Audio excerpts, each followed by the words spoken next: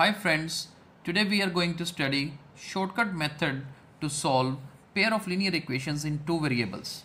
कल हमने traditional method पढ़ा था एलिमिनेशन मेथड, लेकिन आज जो मेथड हम पढ़ने जा रहे हैं बहुत ही आसान एक ट्रिक है कॉम्पिटिटिव एग्जाम्स में क्वेश्चन को अटेम्प्ट करने की।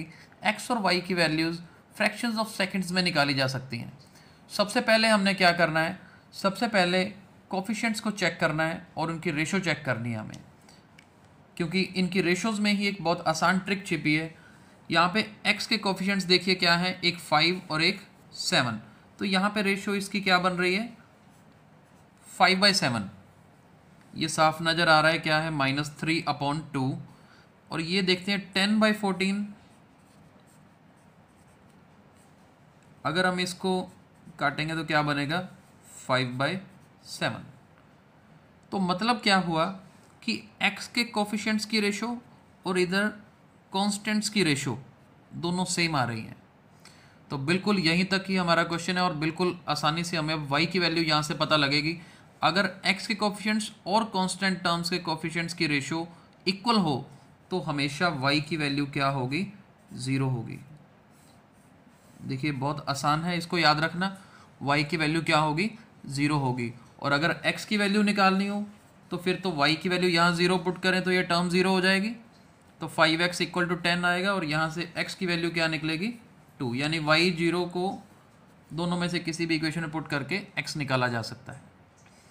इधर वाली इक्वेशन को देखें तो हमारी फर्स्ट टर्म यहाँ पे रेशो बन रही है 3/2, ये -7/5 और इधर 14/10। 2 के टेबल में कटेगा, ये भी क्या बन रही है, -7/5। देखिए क्या है यहाँ पर, ये भी -7/5, ये भी -7/5। यानी कि y के कोफिशिएंट्स की रेशो और कांस्टेंट टर्म की रेशो अगर बराबर है तब क्या होगा, x की वैल्यू 0 होगी। और अगर x 0 है आप इसमें पुट करके देखिए, x 0 पुट करेंगे तो y की वैल्यू क्या आएगी, 2 आएगी। तो बिल्कुल फ्रैक्शंस ऑफ सेकंड्स में अगर ये सिचुएशन एग्जाम में आती है तो आप x और y की वैल्यू बड़ी इजीली निकाल सकते हैं।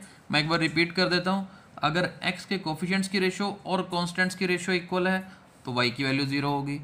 अगर y के कोफिशिएंट्स की रेशो कांस्टेंट्स की रेशो के इक्वल है तो x की वैल्यू 0 होगी। तो ये सबसे पहले फर्स्ट टाइप है एक शॉर्टकट मेथड, इसको याद रखने का। कुछ और क्वेश्चंस करते हैं, अलग तरह के क्वेश्चंस अगर आ जाएं तो कैसे अटेम्प्ट करना है। चलिए नेक्स्ट क्वेश्चंस पे चलते हैं। आप इन क्वेश्चंस को ध्यान से देखिए। अब इसमें रेशोज़ इक्वल नहीं आ रही। जब रेशोज़ इक्वल नहीं आ रही तो भी मुश्किल नहीं है, बहुत ही आसान है। एक छोटी सी ट्रिक याद रखनी है। जैसे ये क्वेश्चन आपके सामने, हम सीधा यहाँ से x की वैल्यू निकालेंगे। ट्रिक ध्यान से रखें, ये सेंटर वाली टर्म है ना -4y, यहाँ से एक एरो इधर नीचे लगा लीजिए, एक एरो इधर नीचे लगा लीजिए। याद रखना बहुत आसान होगा। और डील हमने सिर्फ कोफिशिएंट्स के साथ करना है। देखिए ये -4 है, ये -13 है। -4 और -13 इन दोनों को मल्टीप्लाई करना है। माइनस इधर ये 2 और 13, 2 और 13 और नीचे फ्रैक्शन में क्या आएगा, ये एरो लगाई थी ना इधर, -4 और 5, तो -4 और 5 को मल्टीप्लाई करना है। सब्ट्रैक्ट किसे करेंगे, ये इधर 2 और 3 की मल्टीप्लिकेशन को।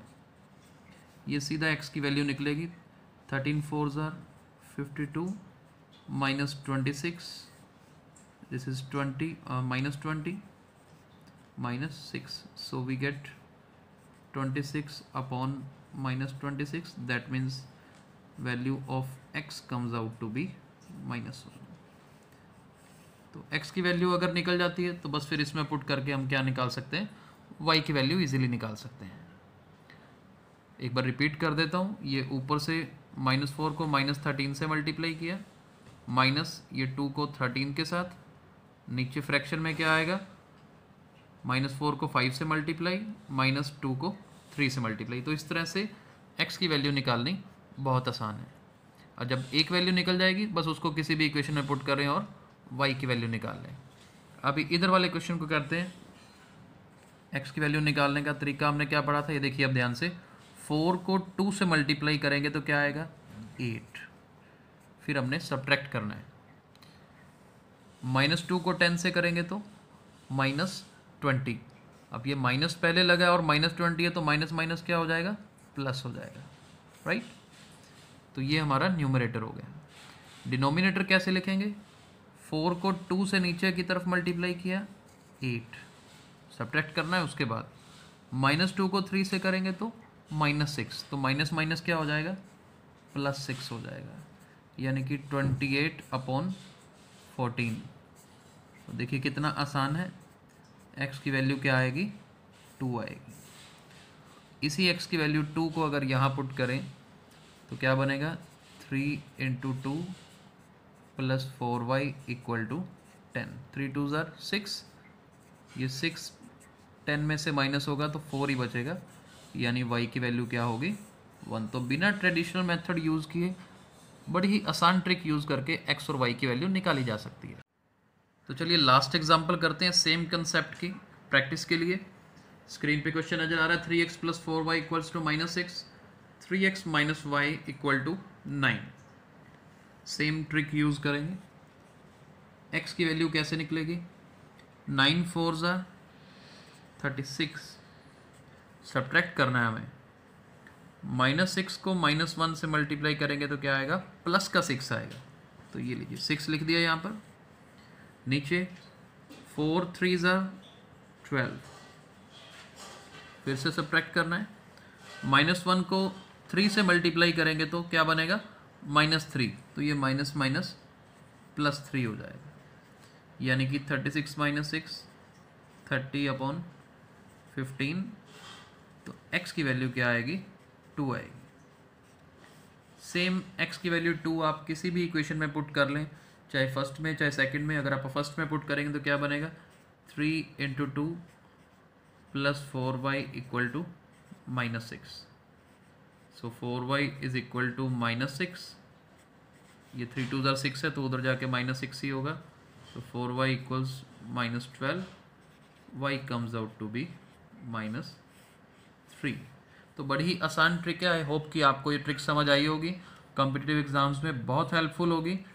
इसी तरह से हमारे फेसबुक पेज को भी, वीडियोस को भी लाइक और शेयर जरूर करते रहें। Thank you.